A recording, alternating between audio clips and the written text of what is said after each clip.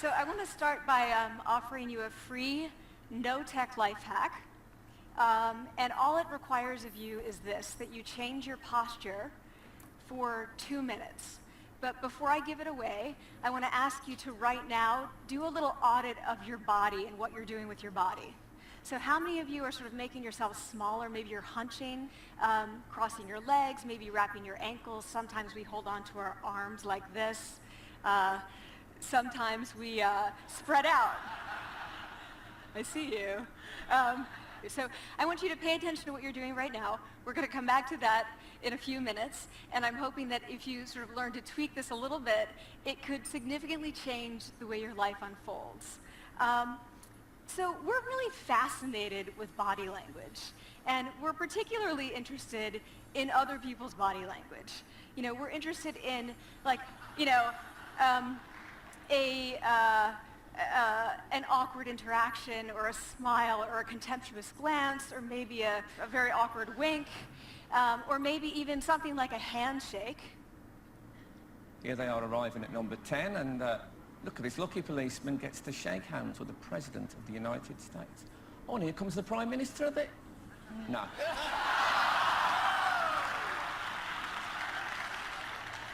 So a handshake or the lack of a handshake can have us talking for weeks and weeks and weeks, even the BBC and the New York Times. So obviously when we think about nonverbal behavior or body language, but we call it nonverbals as social scientists, it's language. So we think about communication. When we think about communication, we think about interactions. So what is your body language communicating to me? What's mine communicating to you? And there's a lot of reason to believe that this is a valid way to look at this. So social scientists have spent a lot of time looking at the effects of our body language or other people's body language on judgments. And we make sweeping judgments and inferences from body language. And those judgments can predict really meaningful life outcomes like who we hire or promote, who we ask out on a date. For example, Nalini Ambady, a researcher at Tufts University, shows that when people watch 30-second soundless clips of real physician-patient interactions, their judgments of the physician's niceness predict whether or not that physician will be sued. So it doesn't have to do so much with whether or not that physician was incompetent, but do we like that person and how they interacted? Even more dramatic, Alex Todorov at Princeton has shown us that judgments of political candidates' faces in just 1 second predicts 70% of US Senate and gubernatorial race outcomes. And even, let's go digital, emoticons used well in online negotiations can lead you to claim more value from that negotiation. If you use them poorly, bad idea, right? So when we think of nonverbals, we think of how we judge others, how they judge us, and what the outcomes are. We tend to forget, though, the other audience that's influenced by our nonverbals, and that's ourselves. We are also influenced by our nonverbals, our thoughts and our feelings and our physiology. So what nonverbals am I talking about? I'm a social psychologist, I study prejudice, and I teach at a competitive business school. So it was inevitable that I would become interested in power dynamics. I became especially interested in nonverbal expressions of power and dominance. And what are nonverbal expressions of power and dominance? Well, this is what they are. So in the animal kingdom, they are about expanding. So you make yourself big, you stretch out, you take up space, you're basically opening up. It's about opening up. And this is true across the animal kingdom. It's not just limited to primates, and humans do the same thing.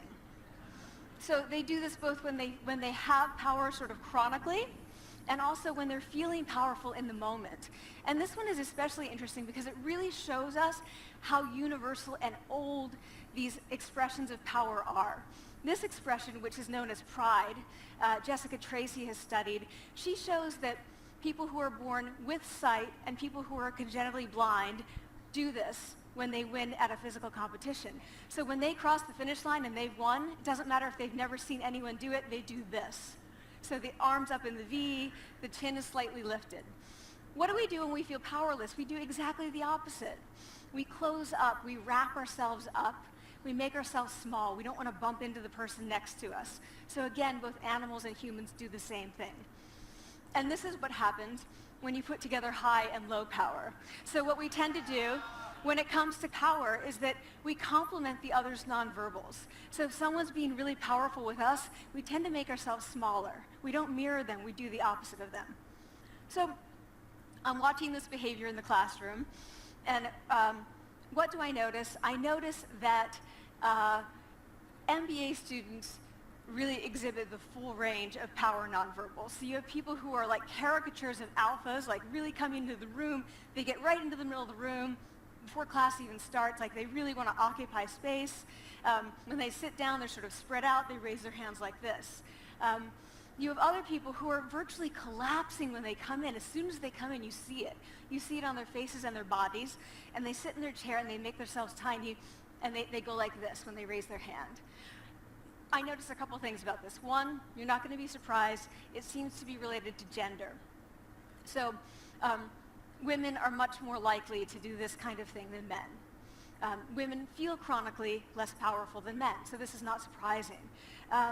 But the other thing I noticed is that it also seemed to be related to the extent to which the students were participating and how well they were participating. And this is really important in the MBA classroom because participation counts for half the grade.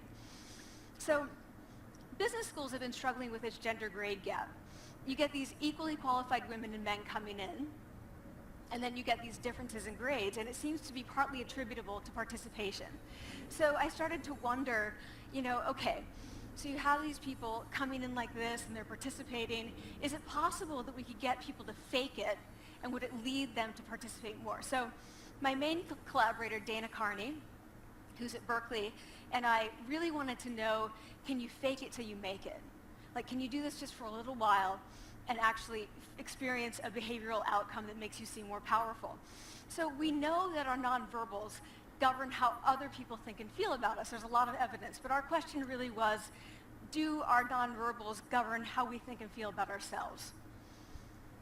There's some evidence that they do. So, for example, when we smile when we feel happy, but also when we're forced to smile by holding a pen in our teeth like this, it makes us feel happy. So it goes both ways. When it comes to power, it also goes both ways. So when you feel powerful, you're more likely to do this, but it's also possible that when you pretend to be powerful, you are more likely to actually feel powerful. So the second question really was, so we know that our minds change our bodies. Is it also true that our bodies change our minds?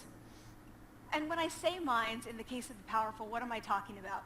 So I'm talking about thoughts and feelings and the sort of physiological things that make up our thoughts and feelings. And in my case, that's hormones. I look at hormones.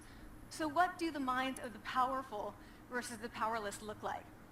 So powerful people tend to be, not surprisingly, more assertive and more confident, more optimistic. They actually feel that they're going to win even at games of chance. They also tend to be able to think more abstractly. So there are a lot of differences.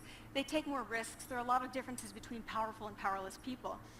Physiologically, there also are differences on two key hormones, testosterone, which is the dominance hormone, and cortisol, which is the stress hormone. So what we find is that high-power alpha males in primate hierarchies have high testosterone and low cortisol. And powerful and effective leaders also have high testosterone and low cortisol. So what does that mean? When you think about power, people tended to think only about testosterone because that was about dominance. But really, power is also about how you react to stress. So do you want the high-power leader that's dominant, high on testosterone, but really stress reactive? Probably not, right? You want the person who's powerful and assertive and dominant, but not very stress reactive, the person who's laid back. So we know that in primate hierarchies, if an alpha needs to take over, if an individual needs to take over an alpha role sort of suddenly, within a few days, that individual's testosterone has gone up significantly and his cortisol has dropped significantly. So we have this evidence, both that the body can shape the mind, at least at the facial level, and also that role changes can shape the mind. So what happens, okay, you take a role change, what happens if you do that at a really minimal level, like this tiny manipulation, this tiny intervention? For 2 minutes you say, I want you to stand like this, and it's going to make you feel more powerful. So this is what we did. We decided to bring people into the lab and run a little experiment. And these people adopted for 2 minutes either high power poses or low power poses. And I'm just going to show you 5 of the poses, although they took on only 2. So here's one, a couple more.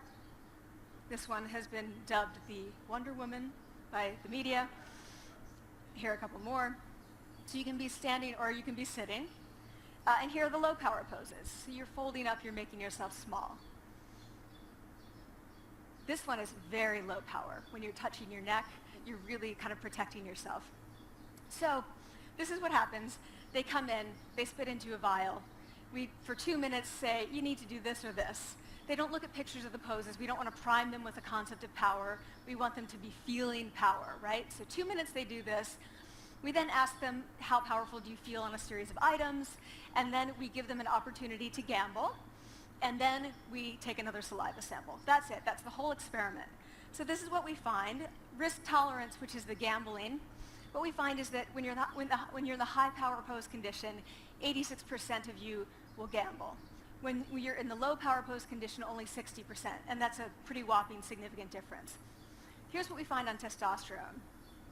From their baseline when they come in, high power people experience about a 20% increase, and low power people experience about a 10% decrease. So again, 2 minutes and you get these changes.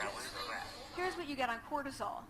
High power people experience about a 25% decrease, and the low power people experience about a 15% increase. So 2 minutes lead to these hormonal changes that configure your brain to basically be either assertive, confident, and comfortable, or really stress reactive, and feeling sort of shut down. And we've all had that feeling, right? So it seems that our nonverbals do govern how we think and feel about ourselves. So it's not just others, but it's also ourselves. Also, our bodies change our minds. But the next question, of course, is, can power posing for a few minutes really change your life in meaningful ways? So this is in the lab, it's this little task, it's just a couple of minutes. Where can you actually apply this, which we cared about, of course. And so we think it's really what matters, where you want to use this is evaluative situations, like social threat situations. Where are you being evaluated, either by your friends, like for teenagers is at the lunchroom table. It could be, for some people it's speaking at a school board meeting. It might be giving a pitch or giving a talk like this or doing a job interview. We decided that the one that most people could relate to, because most people had been through, was the job interview. So we published these findings, and the media are all over it, and they say, okay, so this is what you do when you go in for the job interview. So we were, of course, horrified and said, oh my God, no, that's not what we meant at all for numerous reasons. No, don't do that. Again, this is not about you talking to other people, it's you talking to yourself. What do you do before you go into a job interview? You do this, right? You're sitting down, you're looking at your iPhone or your Android, not trying to leave anyone out. You're looking at your notes, you're hunching up, making yourself small, when really what you should be doing maybe is this, like in the bathroom, right? Do that, find 2 minutes. So that's what we want to test, okay? So we bring people into a lab, and they do either high or low power poses again. They go through a very stressful job interview. It's 5 minutes long. They are being recorded. They're being judged also. And the judges are trained to give no nonverbal feedback. So they look like this. Like, imagine this is the person interviewing you. So for 5 minutes, nothing. And this is worse than being heckled. People hate this. It's what Marianne LaFrance calls standing in social quicksand. So this really spikes your cortisol. So this is the job interview we put them through because we really wanted to see what happened. We then have these coders look at these tapes, 4 of them. They're blind to the hypothesis, they're blind to the conditions. They have no idea who's been posing in what pose. And they end up looking at these sets of tapes and they say, oh, we want to hire these people, all the high power posers. We don't want to hire these people. We also evaluate these people much more positively overall. But what's driving it? It's not about the content of the speech. It's about the presence. that they're bringing to the speech. We also, because we rate them on all these variables related to sort of competence, like how well structured is the speech, how good is it, what are their qualifications, no effect on those things. This is what's affected, these kinds of things. People are bringing their true selves, basically. They're bringing themselves. They bring their ideas, but as themselves, with no, residue over them. So this is what's driving the effect, or mediating the effect.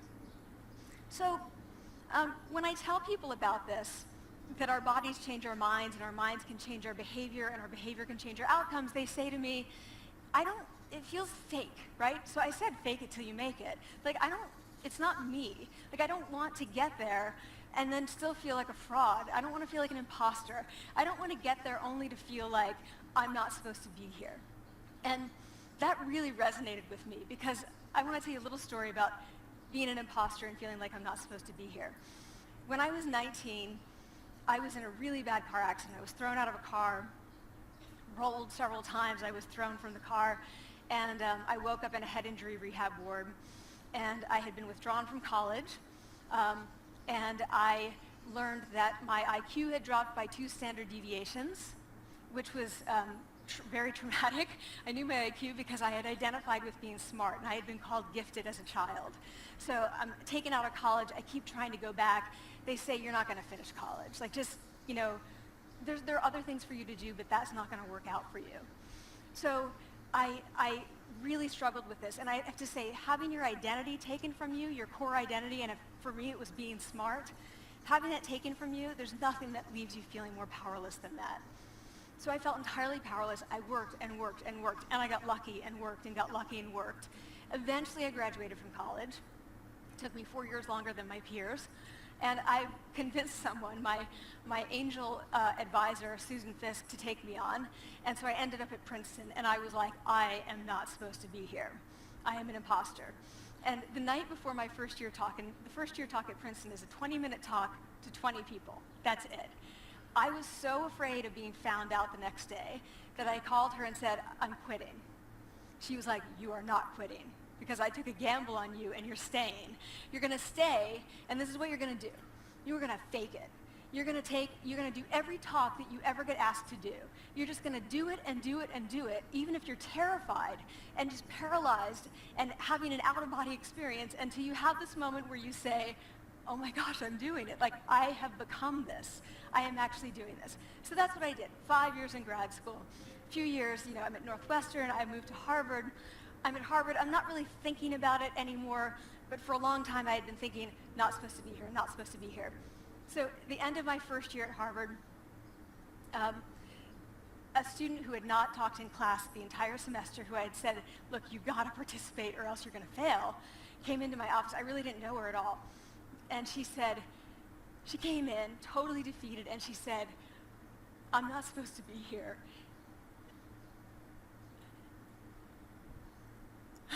And that was the moment for me, because 2 things happened. One was that I realized, oh my gosh, I don't feel like that anymore.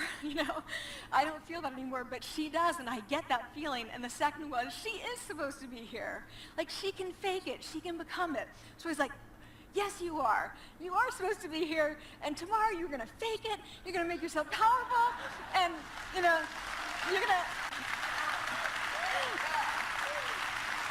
And you're going to go into the classroom, and you are going to give the best comment ever, And she gave the best comment ever. And people turned around, they were like, oh my God, I didn't even notice her sitting there, She comes back to me months later, and I realized that she had not just faked it till she made it, she had actually faked it till she became it. So she had changed. And so I want to say to you, don't fake it till you make it. Fake it till you become it. It's not do it enough until you actually become it and internalize. The last thing I want to leave you with is this. Tiny tweaks can lead to big changes.